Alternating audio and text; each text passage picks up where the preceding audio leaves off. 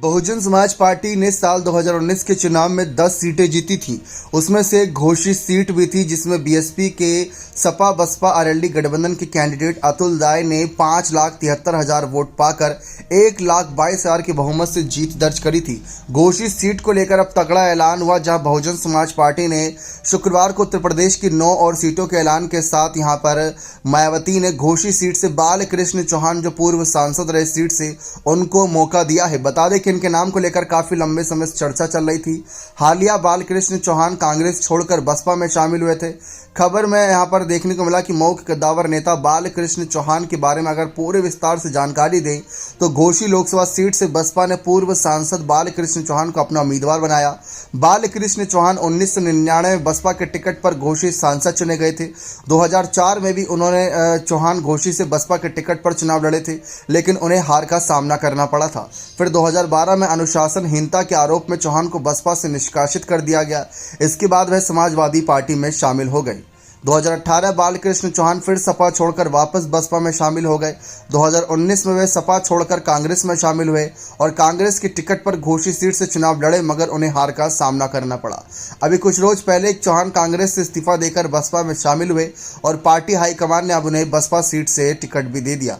बता दें कि घोषित सीट एनडीए की तरफ से ओपी राजभर के बड़े बेटे अरविंद राजभर के चुनावी मैदान में है। यानी कि यहाँ पर बसपा की जंग भाजपा से नहीं बल्कि उन्हीं के साथी दल ओम प्रकाश राजभर से होनी है। ओम प्रकाश राजभर ने अपने बेटे को उतारा है तो बेटे को जिताने के लिए जी जान लगा देंगे। सपा ने यहां से राजीव राय को मैदान में उतारा।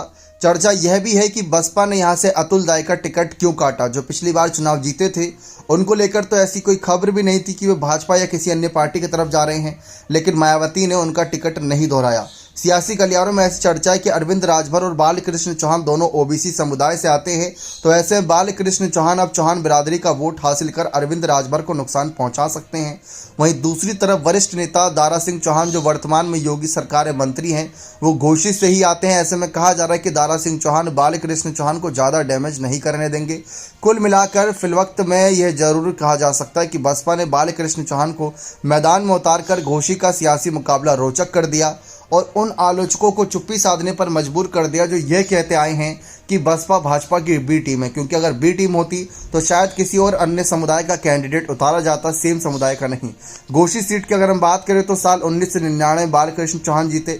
फिर साल 2009 में दारा सिंह चौहान इस सीट से जीते, जो दारा सिंह चौहान इस समय भाजपा का हिस्सा है, वहां से एमएलसी बनाए गए। साल 2019 में अतुल दाय इस सीट से जीते सपा बसपा आरएलडी संघ गठबंधन में। लेकिन इस सीट की अगर हम बात करें विधानसभा सीटों की, तो जो बहुजन समाज पार्टी का एकमात्र विधायक है वो यहाँ रसाड़ा सीट से ही यहाँ पर विधायक है उमाशंकर सिंह, जो कि बलिया डिस्ट्रिक्ट में आती है। और मऊ से यहाँ पर जो 4 सीटें हैं, मऊ की 4 सीटों पर यहाँ पर भारतीय जनता पार्टी का एक सीट पर अच्छा खासा दबदबा है। 2 सीट पर समाजवादी पार्टी, जिसमें से एक घोषी अभी हाल ही के उपचुनाव में जीती थी, और एक जो है कहीं ना कहीं मऊ सीट, उस पर अब्बास अंसारी सुहेलदेव भारतीय समाज पार्टी के साथ है, लेकिन वे भी काफ़ी हद तक सपा को ही अपना समर्थन देते आए हैं।